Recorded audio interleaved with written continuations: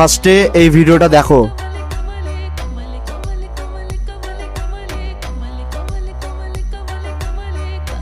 ভিডিওটা দেখলা, এর থেকে আর তোমাদের কি বেশি মোটিভেশন লাগবে ভাই? ওই লোকটাকে দেখো না, ওর কাছে কোনো ভালো ফিজিক্স আছে না, খুব পাতলা, ও যেরকম আছে নিজের কন্টেন্ট বানাচ্ছে। এক্সকিউজ দিবা যে তোমার ভালো ফোন নাই? আমার কাছেও ছিল না।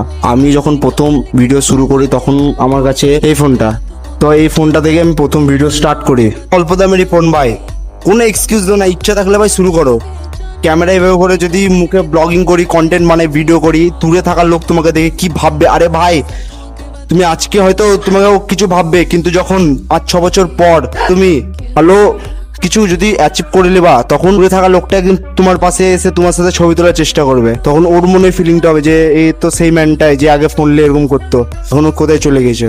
সব ভাবনা চিন্তা বাদ দাও ভাই, ভিডিও বানাতে হবে, শুরু করে দাও।